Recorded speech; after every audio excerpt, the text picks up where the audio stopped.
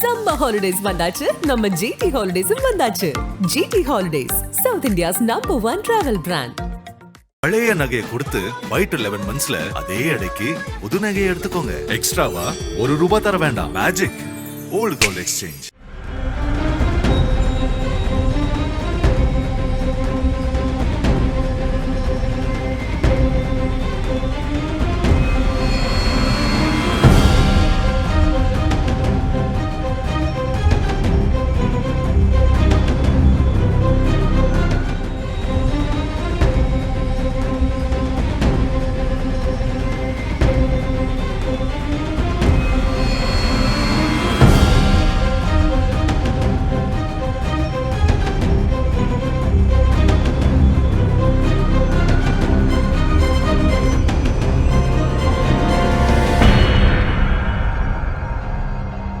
தூத்துக்குடி மாவட்டம் ஒட்டப்பிடாரம் அருகே உள்ள சிரோன் காலனியைச் சேர்ந்தவர் சாமுவேல் ரத்னராஜ். இவருக்கு ரவிராஜ் குமார் என்ற மகன் உள்ளார்.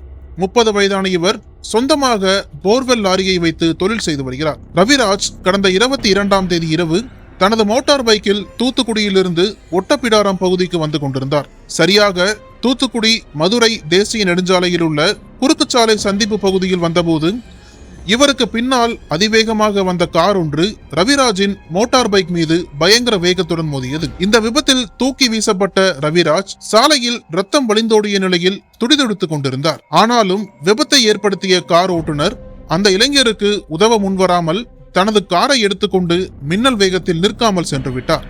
இதனிடையே இரத்த காயங்களுடன் உயிருக்கு போராடி கொண்டிருந்த ரவிராஜை அக்கம் பக்கத்தினர் மீட்டு தூத்துக்குடி அரசு மருத்துவமனைக்கு சிகிச்சைக்காக அனுப்பி வைத்தனர். அங்கு அவரை பரிசோதித்த மருத்துவர்கள் ரவிராஜ் ஏற்கனவே உயிரிழந்து விட்டதாக தெரிவித்தனர்.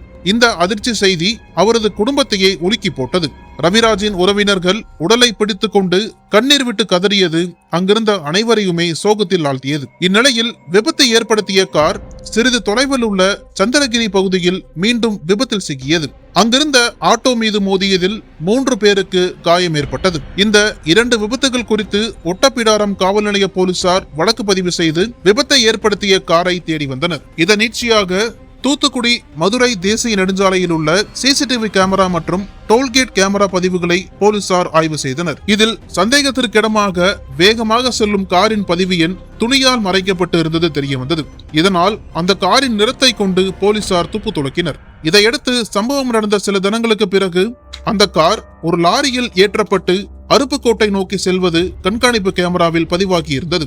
உஷாரான போலீசார் அந்த லாரியின் பதிவெண்ணை வைத்து அதன் உரிமையாளர் விருதுநகர் மாவட்டம் பந்தல்குடியைச் சேர்ந்த கார் புரோக்கர் சோலைச்சாமி என்பவரை பிடித்து விசாரணை நடத்தினர். விசாரணையில் அந்த காரை எட்டயபுரம் அருகே மஞ்சநாயக்கன்பட்டி கிராமத்தைச் சேர்ந்த மந்திரவாதி தர்மராஜ் என்பவரிடமிருந்து விலைக்கு வாங்கி வந்ததாக தெரிவித்தார். இதையடுத்து மஞ்சநாயக்கன்பட்டியில் பொதுமக்களுக்கு வழக்கம் போல குறி சொல்லிக் கொண்டிருந்த மந்திரவாதி தர்மராஜை போலீஸ் டீம் சுற்றி வளைத்தது. அவரை கைது செய்து நடத்திய விசாரணையில் விபத்தை தான் ஏற்படுத்தினேன் என்பதை ஒப்புக்கொண்டார். மேலும் விபத்து வழக்கில் இருந்து தப்பிக்க அந்த காரை தனது மகன் அருண்குமார் மற்றும் கூட்டாளி சுப்ராஜ் ஆகியோர் உதவியுடன் ஏற்கனவே அறிமுகமாகியிருந்த கார் புரோக்கர் சோலைச்சாமியிடம் விபத்து சம்பவத்தை சொல்லி குறைந்த ரேட்டுக்கு விற்பனை செய்திருக்கிறார். அதே வேளையில் விபத்து நடந்த தேதிக்கு 2 நாட்களுக்கு முன்பே காரை விற்பனை செய்து விட்டதாக போலி ஒப்பந்தம் மூலம் கார் கைமாறியிருப்பது தெரிய வந்தது. இதையடுத்து மந்திரவாதி தர்மராஜ், அவரது மகன் அருண்குமார்,